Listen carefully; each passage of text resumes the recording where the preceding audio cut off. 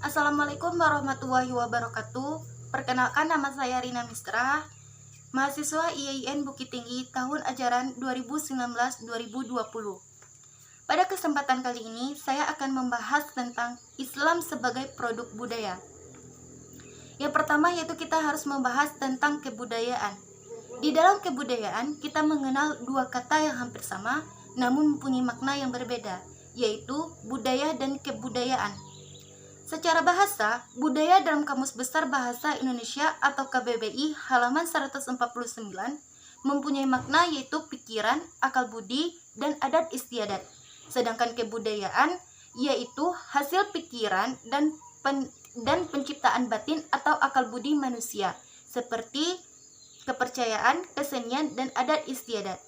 Sedangkan secara istilah, budaya adalah suatu akal pikiran manusia yang menjadikan suatu hukum tertentu yang harus dipatuhi oleh masyarakat.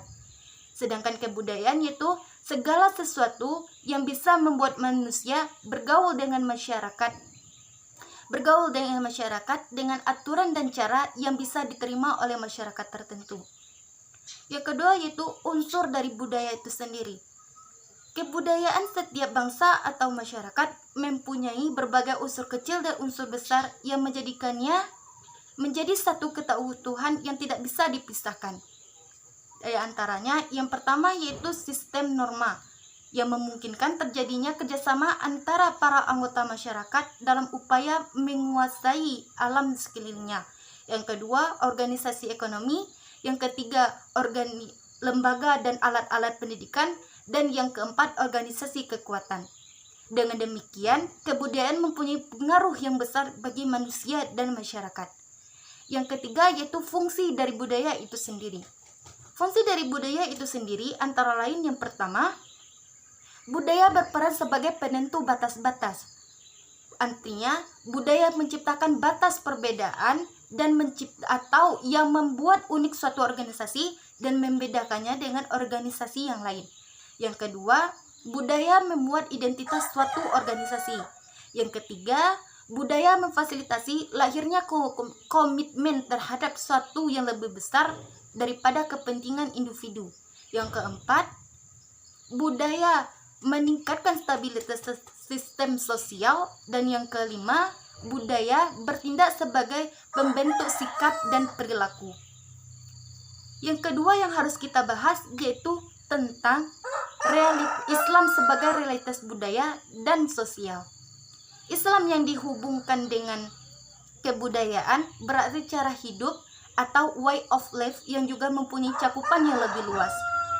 Tentu, di sini Islam juga dilihat sebagai realitas sosial, yakni Islam yang telah bersejarah, meruang, mewaktu, Islam yang dianggap sebagai fenomena sosial dapat dilihat dan dicermati. Keunikan kebudayaan peradaban ini terletak pada kokohnya landasan budaya dan peradaban ini berdiri dan bersandar. Paling tidak, ada 5 poin utama yang membedakan antara budaya Islam dengan budaya yang lainnya. Yang pertama, konsep tauhid atau oneness of God. Di mana saja dan kapan saja, Islam menampilkan ajakan satu Tuhan. Semua yang ada di atas bumi patuh dengan satu Tuhan. Jadi dengan demikian, adanya unity of God dan atau konsep tauhid, posisi individu dan kelompoknya terangkat dan tidak dapat diganggu-gugat oleh siapapun. Yang kedua yaitu universalitas umum dan universalitas pesan dan misi peradaban ini.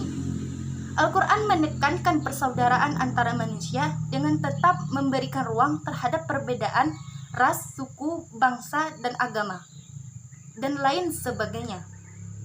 Yang ketiga, prinsip moral yang selalu ditegakkan dalam budaya ini. Tidak hanya di dalam ajaran Al-Quran, hadis sunnah yang penuh dengan nuansa moral, kebudayaan dan peradaban ini juga tidak pernah sepi dari ajaran tersebut. Yang keempat, yaitu budaya yang mempunyai toleransi yang cukup tinggi. Bisa dikatakan bahwa sebuah negara yang mempunyai penduduk mayoritas muslim seperti Madinah pada zaman Nabi misalnya, pastilah orang non-muslim terjamin aman, damai, dan dapat berdampingan. Sedangkan sebaliknya, jika minoritas muslim berada di sebuah negara yang berpenduduk mayoritas non-muslim, mungkin akan berbeda ceritanya. Dan yang kelima yaitu prinsip keutamaan belajar mencari ilmu, yaitu Islam dan ajaran Al-Quran dan Sunnah lebih mengedepankan kepada ajaran mencari ilmu. Mungkin hanya itu yang dapat saya bahas. Sekian dari saya.